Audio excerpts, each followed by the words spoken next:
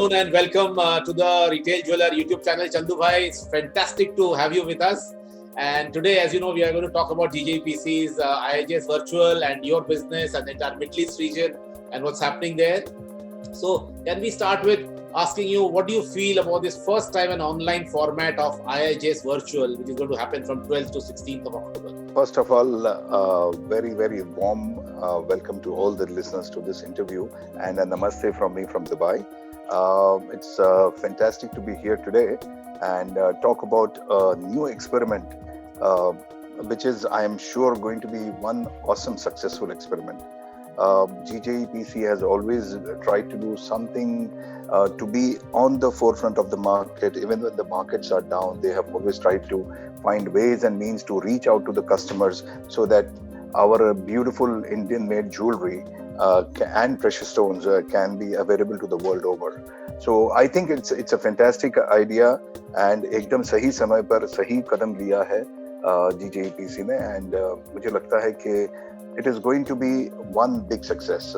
I believe there are more than 375 exhibitors, and I tried something on the net to see what is happening, and I felt I was there. I was there in person, and I was seeing all that beautiful jewelry, which generally, I believe this could actually be an experiment where the experience of a buyer and the seller both may surpass their own imagination. Because you see, what happens is, in the jewelry show, when you go, for example, you are going to see hundreds and hundreds of designs, but you are never focusing on anything. You are seeing one, at the same time you look at the other piece or the third piece. Somebody is seeing something on the side, you try to look there. So your 100% focus is not there on that individual piece. But here, when you see one piece on the screen, and you can actually analyze the whole thing. So I believe it's going to be an awesome experience, and I'm looking forward to it. Fantastic. Good to hear that, Chandu Bhai. Chandu Bhai, for many, many years, maybe decades, you have been a big brand ambassador of Indian jewelry for the international market via Dubai, where you have your base. So can you please tell us and tell our viewers, how is the market in Middle East, and what do you really reach out to, the kind of markets, and what kind of jewelry will you be looking at for those markets at IIJS Virtual? COVID has taken the world by surprise, and Middle East is no exception to that rule. We are having a tough time right now. Business is slow in Dubai markets, especially, or in the UAE markets. The reason being, ours is mainly export economy. 80 to 90% of the jewelry which is imported into Dubai is exported. And Dubai caters to almost every jewelry destination. Wherever Indian jewelry is being sold, people would look at Dubai as their sourcing center.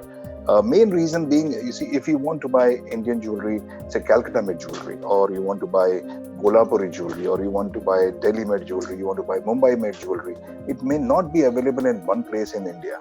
So when somebody comes there, they try to see it, it is not available. They can go to exhibitions like the GJPC jewelry show, where they will find jewelers from all over India showcasing their products.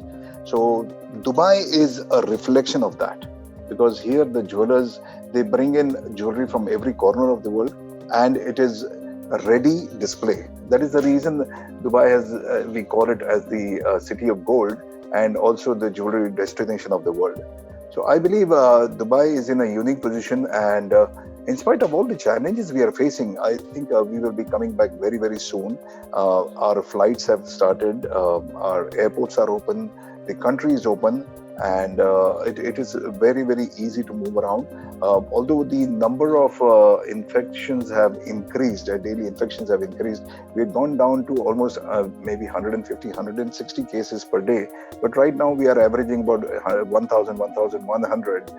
There is always going to be a backlash when you have a lot of visitors coming in, and when you open up things, people interact. So that backlash has to happen. But I think the government has been very, very proactive, and they have controlled it in such a beautiful way that it is not spread to many areas. And relatively, the government is very strict. Penalties are very heavy. and justice is swift. So you see, you cannot get your way around by doing something which may not be morally accepted. People generally follow the norms, and there is very strict monitoring. So it is a very safe place to visit, even for a holiday. But for buying jewelry, it is one of the best places, because we have jewelry from all corners of India. We have jewelry from all corners of the world. Regarding our business, we have been one of the large importers of Indian-made jewelry, and thank you for saying that we are the brand ambassador. But no, we love that jewelry, because that jewelry is unique. Nobody in the world can produce that jewelry. If you were to try and replicate our Indian handcrafted jewelry anywhere in the world, it would cost maybe 4 or 5 times, and the production would be so small that it would be impossible to satisfy the demand.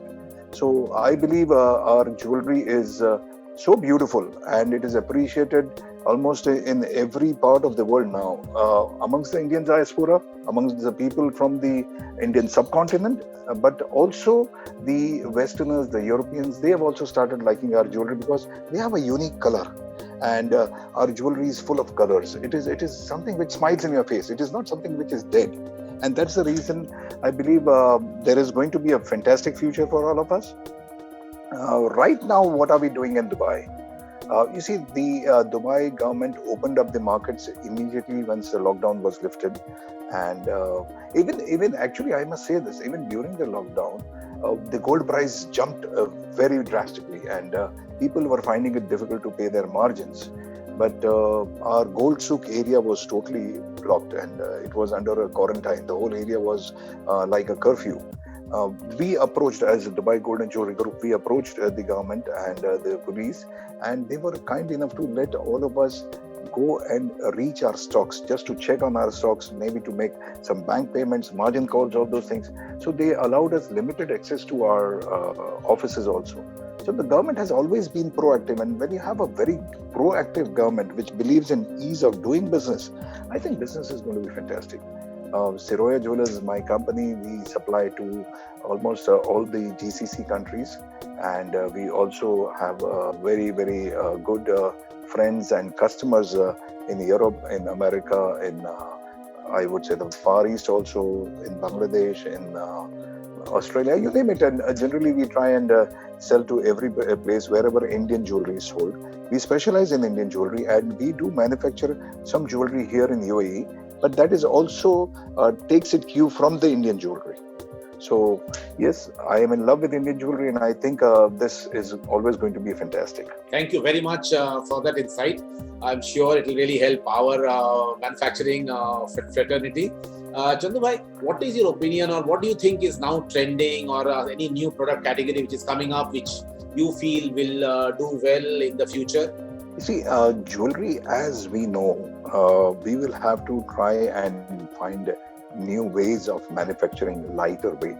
You see, in the good old days, the gold price was very reasonable, and people could afford jewelry of 50, 60, 100, 200, 300 grams also.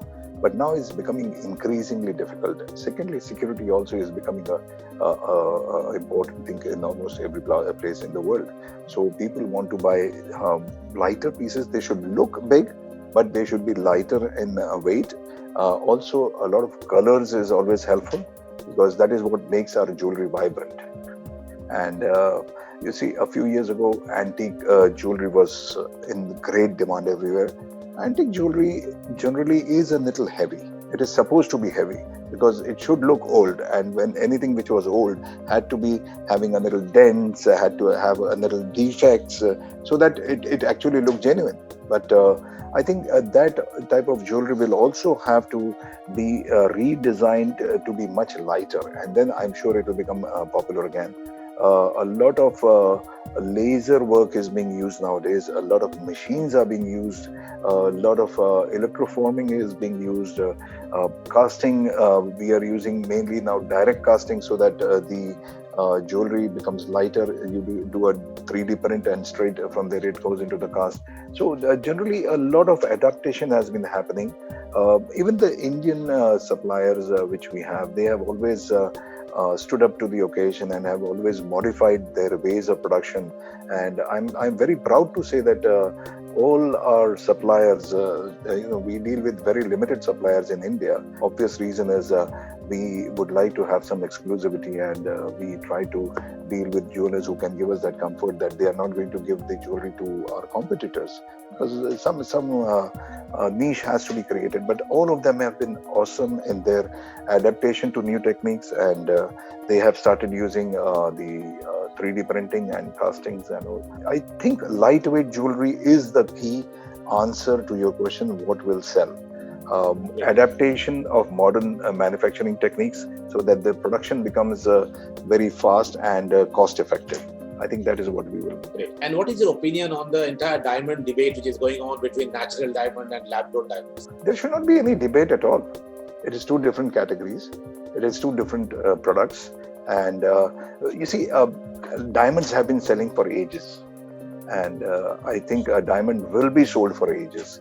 CVD or lab-grown diamonds are a new thing, and I think it is a fantastic thing also, because those who could not afford to buy the diamonds went ahead and bought stone jewelry, which could be zircon, could be other imitation stones. So you see, they always had a desire to buy something which looked like diamonds. So here they get an option to buy a diamond. No, it may be man-made, which is actually good for the environment. It is good for Mother Earth. So why not? I think both of these products will coexist. And in fact, there might come a time when we will have diamond jewelry and lab-grown jewelry merged together so that the budget can be reduced. The key thing here is transparency. See, all the jewelers have to be transparent. If they are selling a lab-grown diamond, they must say it is lab-grown. If they are selling a natural diamond, they must say it is natural. But I believe both these products will coexist. If a lady is buying diamond jewelry and she has already been wearing some pieces and now she wants to have a bigger piece, or I don't know, more bigger looking piece or actual size bigger, and she does not have the funds to do it, you see, they would generally try and buy one or two, I would say, zircon jewelry, so that you have got 5 pieces of diamond jewelry, but you bought 2 pieces of zircon, which is a bigger size. People will never think that it could be zircon. But here they get an option now. They can buy actual diamond. It is lab grown, but it is an actual diamond. So I think both of them will coexist, and there should not be a debate. We should accept technology, as I said, even for manufacturing. So when we accept technology, we embrace it, I think there will be a way in finding fantastic synergies in the designing also, where both these products will coexist and will sell in amazing numbers.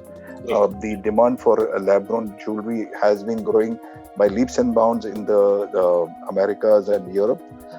In India, it is still not popular because people have this taboo. Oh, this is not natural, and we try to shove it under the carpet by saying no, this is not a diamond. No, let us not try to do that. I think the time has come where we accept it and we say, okay, this is also a diamond, this is also a diamond. You buy whatever suits your pocket, whatever you like, and I think it is a good thing. But transparency is the key issue here, and I think as jewelers, the duty and the onus is on us to try and protect the reputation of our natural diamonds, as well as the growing demand for the lab-grown diamonds. So let us try and do something which will be good for all of us. Thank you very much, Chandu Bhai, for your time, and I am looking forward to seeing you at IIGS Virtual. You are already registered, and your purchase teams are also already looking at the jewelry and fixing meetings. So all the best at the IIGS Virtual, and all the best for the main season, which is starting on 18th of October with Navratri. Before we go, can I say something, please? Sure. To those people who might be listening to this and who have not registered, or who are thinking, I will register and I will do, I think time is now, because there is a slight change. You will not be getting access to the jewelry if you have not registered and you have not booked your appointments. So I would urge everybody who is in the jewelry field to please register and book your appointments with your suppliers. Please don't hold them at ransom that I'm your big supplier. How dare you don't give me the appointment? No, please don't do that. And take your time out now, do your registration, search through the catalogs and see whatever best suits you. Book the appointments today. And वो कहते हैं ना कि आज नहीं किया तो कब करोगे यार, आज जाग जाओ. Let's do it. And I wish 100%. all the participants fantastic success. And I wish all the people who are going to join into this new experience, awesome experience again. And maybe this might become a thing of the future when we will all be having a virtual exhibition which will coexist with the real exhibition, because see, there's a little difference between the two. What I miss about the exhibition is meeting all the friends and suppliers, and also all the friends across the jewelry world who come there. So we all merge or come into India, and we have developed a great bond between us. So I'm going to miss that, missing those, seeing those people and holding their hands, hugging them, talking to them. So anyway, that will always happen next time. Yes, But yes. all the best to you, sir. Thank you. It will all come back to the physical show next year, I'm sure. But virtual is here to stay. It will always be a hybrid exhibition from now on. So great. Thank you very much for your insight and your time, Chandu bhai. Namaskar. Thank you, sir. Thank you. Namaste.